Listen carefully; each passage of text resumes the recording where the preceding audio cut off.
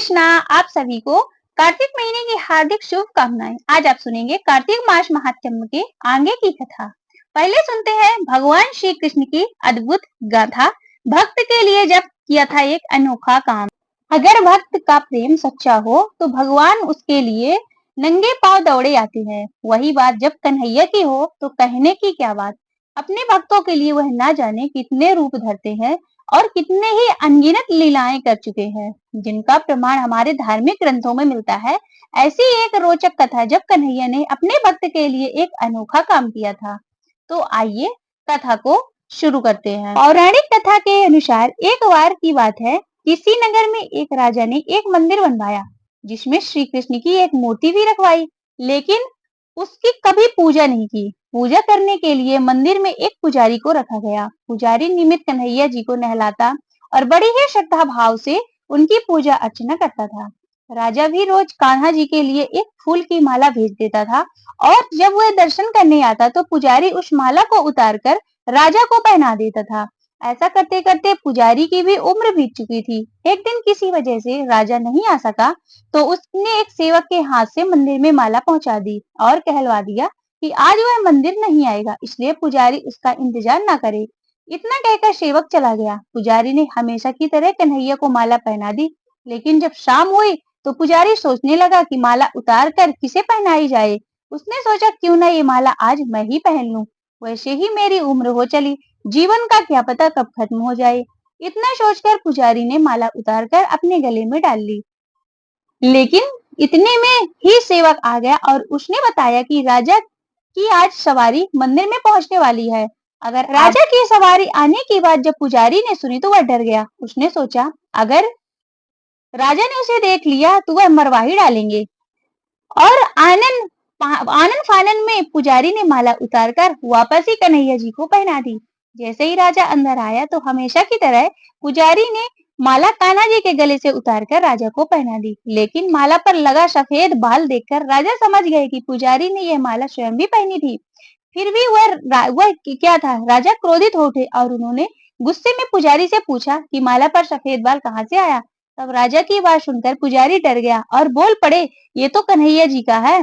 अब तो राजा और भी क्रोधित हो गए, क्योंकि कान्हा तो भगवान है और उनके बाल सफेद कैसे हो सकते हैं। इसलिए राजा ने फरमान सुना डाला कि कर श्रृंगार के समय राजा खुद आएंगे और देखेंगे कि सच में ही कान्हा के बाल सफेद हैं या फिर पुजारी झूठ बोल रहा है। उन्होंने कहा अगर पुजारी ने झूठ बोला होगा तो उसे फांसी की सजा दी जाएगी। राजा का फरमान सुनकर पुजारी का बुरा हाल हो गया और उसने सोचा अब क्या करे, कहाँ जाए, तो उसका मरना तय है। तब रोते रोते वह भगवान की शरण में पहुंचा और उसने कहा कि हे केशव, मुझे झूठ बोलने का अपराध तो हुआ है, लेकिन हो सके तो मुझे क्षमा कर दें और राजा से रक्षा करें। पुजारी ने कहा कि हे माधव, आपकी सेवा करते करते मैं वृद्ध हो चुका हूँ, अब मुझे माफ कर दीजिए, ऐसी गलती दोबारा नहीं होगी।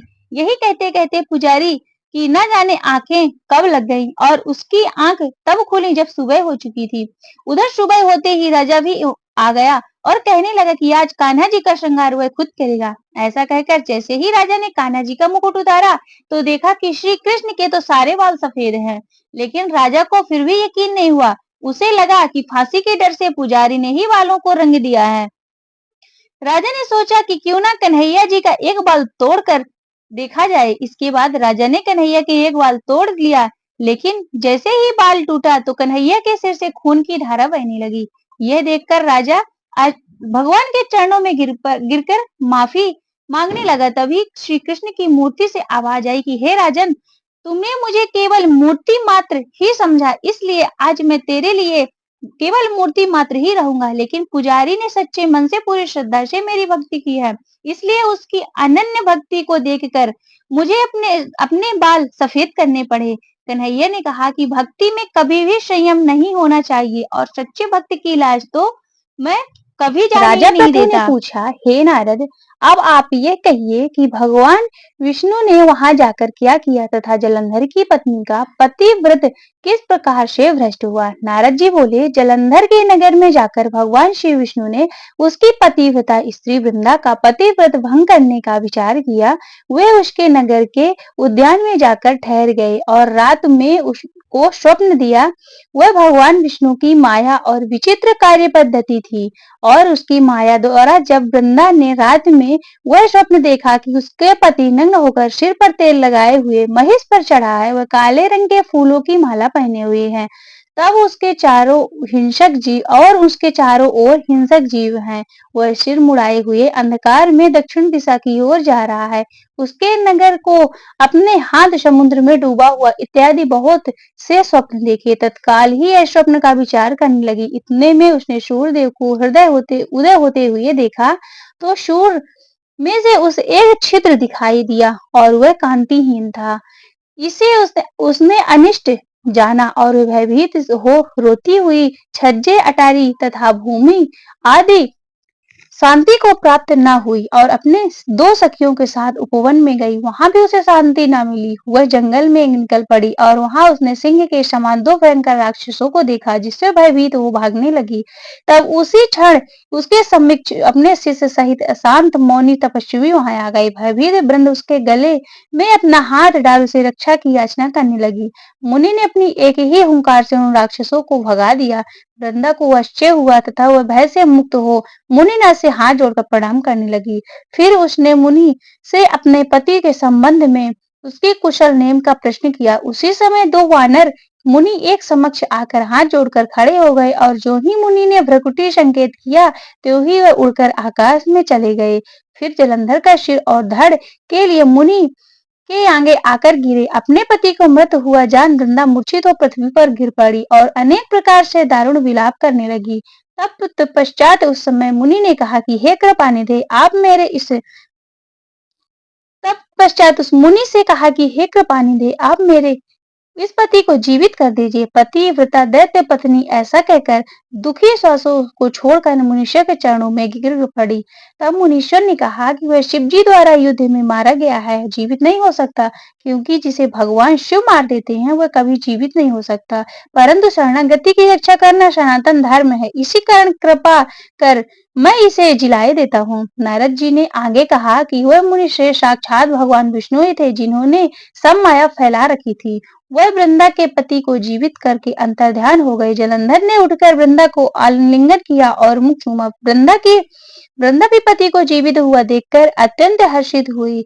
अब वह बातों को स्वप्न समझा। तत्पश्चात वृंदा सकाम हो बहुत दिनों तक अपने पति के साथ विहार करती रही। एक बार सूरत एवं संभोग काल के अंत में उन्हें विष्णु को देखकर उन्हें ताड़ित करती हुई बोली कि यह पराई स्त्री से गमन करने वाले विष्णु, तुम्हारे शील को धिक्कार है। मैंने जान लिया है कि तुम मायावी तपस्वी तुम ही थे। इस प्रकार कहकर कुपित पतिव्रता वृंदा ने अपने तेज को प्रकट करते हुए भगवान विष्णु को शाप दिया कि तुम्हारी माया से दो जो राक्षस मुझे दिखाई दिए थे, वही दोनों राक्षस किसी समय तुम्हारी स्त्री का हरण करेंगे। सर्वेश्वर जो तुम्हारा शिष्य बना है, वह भी तुम्हारे साथ ही रहेगा और जब तुम अपनी स्त्री के विरह में दुखी होकर विचरोगे, तो उस समय वानर ही तुम्हारी सहायता करेंगी। ऐसा कहती हुई पतिव्रता वृंदा अग्नि में प्रवेश कर गई। ब्रह्मा आदि देवता आकाश में उसका प्रवेश देखते रहे। वृंदा के शरीर का तेज पार्वती जी के शरीर में चला गया और पतिव्रता के प्रभाव से वृंदा मुक्ति को प्राप्त हुई है। तुलसी माता की कथा। कार्तिक महीने में एक बुढ़िया माई तुलसी जी को सींचती और कहती कि हे तुलसी माता, सत्य की दाता, मैं तेरा विरवा सींचती हूँ। मुझे बहू दे, पीताम्बर की धोती दे, मीठा मीठा ग्रास दे, बैकुंठ में वास दे, चटक की चाल दे, पटक की मोत दे, चंदन का काठ दे, रानी सा राज दे, दाल भात भोजन में दे, ग्यारस की मौत दे और कृष्ण जी का कंधा दे। तब तुलसी माता यह सब सुनकर सूखने लगी। भगवान ने पूछा कि हे तुलसी, तुम क्यों सूख रही हो? तुलसी माता ने कहा कि एक बुढ़िया रोज आती है और यही बात कह जाती है, मैं सब कुछ तो पूरा कर दूंगी, लेकिन कृष्ण का कंधा कहाँ से लाऊंगी? तो भगवान बोले कि जब वो मरेगी तो मैं अपने आप कंधा दे आऊंगा। बुढ़िया माई से यह कह देना, जब बुढ़िया माई मर गई तब सब लोग आए और जब बुढ़िया माई को ले जाने लगे तब वो किसी से ना उठी। तब भगवान एक 12 वर्ष के बालक के रूप धारण करके आए। बालक ने कहा, मैं कान में एक बात कहूंगा तो बुढ़िया माई उठ जाएगी। बालक ने कान में कहा, बुढ़िया माई मन की निकाल ले, पीतांबर की धोती ले, मीठा मीठा ग्रास ले, वैकुंठ का वास ले, चेटक की चाल ले, पटक की मौत ले, कृष्ण जी का कंधा ले। यह सुनकर बुढ़िया माई हल्की हो गई और भगवान ने कंधा दिया और बुढ़िया माई को मुक्ति मिल गई। हे तुलसी माता, जैसे बुढ़िया माई को मुक्ति दी वैसे सभी को देना। ओम तत्सत। ओम नमो भगवते वासुदेवाय। आप सुनिए विष्णु चालीसा एवं भगवान विष्णु की आरती। श्री विष्णु चालीसा। विष्णु सुनिए विनय, सेवक की चित लाए, कीरत कुछ वर्णन करो, दीजे ज्ञान बताए। नमो विष्णु भगवान खरारे, कष्ट नशावनी अखिल बिहारी, प्रबल जगत में शक्ति तुम्हारी, त्रिभुवन फैल रही उजियारी। सुंदर रूप मनोहर शोरत, सरल स्वभाव मोहिनी मूरत, तन पर पीतांबर अति शोभत, वैजंती माला मन मोहत। शंख चक्र गदा विराजे, देखत दैत्य असुर दल भाजे। सत्य धर्म मद लोभ न गाजे, काम क्रोध मद लोभ न छाजे। संत भक्त सज्जन मन रंजन, धनुजय असुर दुष्टन दल गंजन। सुख उपजाए कष्ट सब भंजन, दोष मिटाए करत जन सज्जन। पाप काट भव सिंधु उतारण, कष्ट नाश कर भक्ति उबारण। करते अनेक रूप प्रभु धारण, केवल आप भक्ति के कारण। धरणी धेनु वन तुम ही पुकारा, तब तुम रूप कराम का धारा। भारी उतारे असुर दल मारा, रावण आदि की को संहारा। आप 12 रूप बनाया, हरिणाक्ष को मारे गिराया। धर्मत्स्य धन सिंधु बनाया, 14 रत्नन को निकलाया। अग्निलख असुर द्वंद्व मचाया, रूप मोहिनी आप दिखाया। देवन को अमृत पान कराया, असुरन को छवि से वहलाया। कूर्म रूप धर सिंधु मचाया, मंद्रांचल गिरि तुरत उठाया। शंकर का तुम्हें फंद छुड़ाया, भस्मासुर को रूप दिखाया। वेदन को जब असुर डुबाया, कर प्रबंध उन्हें ढूंढवाया। मोहित बन कर खलही नचाया, उसही कर से भस्म कराया। असुर जलंधर यति बलदाई, शंकर से उनकी न लड़ाई। हार पार शिव शकल बनाए, कीन सती से छल खल जाए। सुमिरन कीन तुम्हें शिवरानी, बतलाई सब विपत कहानी। तब तुम बने मुनीश्वर ज्ञानी, वृंदा की सब सुरति उड़ानी। देखत दीन धनुज शैतानी, वृंदा आए तुम्हें लपटानी। जो इस परश धर्म क्षति ज्ञानी, हनाय सुर उन शिव शैतानी। तुमने ध्रुव प्रहलाद उबारे, हिरणाक्ष कुश को आदि खल मारे। गणिका और अजामिन तारे, बहुत भक्त भव सिंधु तारे। हर ही सकल संतापे हमारे, कृपा करहूँ हर सिरजनहारे। देखूँ मैं निज दर्श तुम्हारे, दीन बंधु भक्तन हितकारी। चैत्य आप का सेवक दर्शन, करहूँ दया अपनी मधुसूदन। जानू नहीं योग जप पूजन हो, यज्ञ स्तुति अनुमोदन। शील दया संतोष सुलक्षण, विदित नहीं व्रत मोद विलक्षण। करहूँ आप का किस विधि पूजन कुमति विलोक होते दुख भीषण करहु प्रणाम कौन विशो विधि सुमिरन कौन भांति मैं करहु समर्पण सुर मुनि करते शरा शिवकाये हर्षित रहते परम गति पाए दीन दुखीन शवि सदा कहाये निज जन जान लेवे अपनाई पाप दोष संताप नशाओ भव बंधन से मुक्ति कराओ सुख संपत्ति से सुख उपजाओ निज चरणन का दास बनाओ निगम सदा ही विनय सुनावे पढ़े सुने जो जन सुख पावे।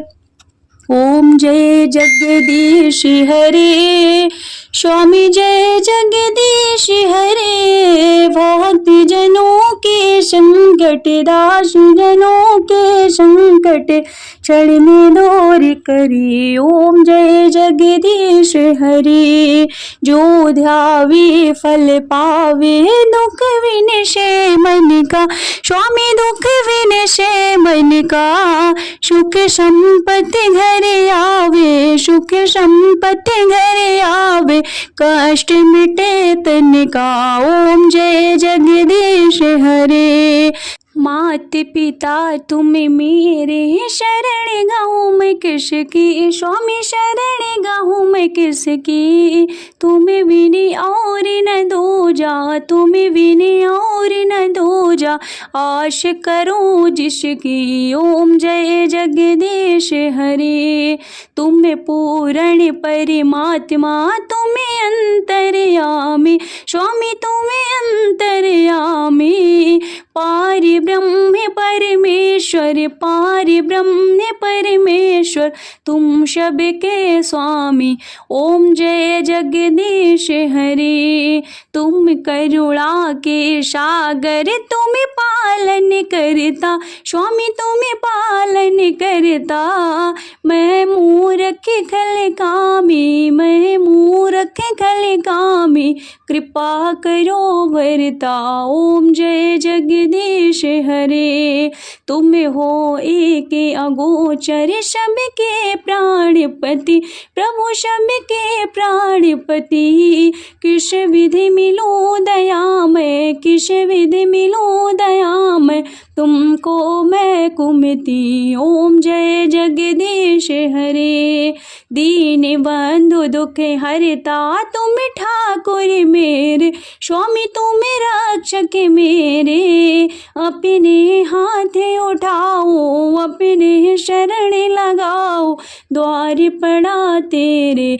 ओम जय जगदीश हरे विषय विकार मिटाओ पाप हरो देवा स्वामी पाप हरो देवा श्रद्धा भक्ति बढ़ाओ श्रद्धा भक्ति बढ़ाओ संतन की सेवा। ओम जय जगदीश हरे तन मन धन और संपत्ति सब कुछ है तेरा प्रभु सब कुछ है तेरा तेरा तुझको अर्पण तेरा तुझको अर्पण क्या लागे मेरा। ओम जय जगदीश हरे जगदीश्वर जी की आरती जो कोई नर गावे प्रभु जो कोई नर गावे कहते शिवानंद स्वामी भजते हरि हर स्वामी मनवांचित फल पावे।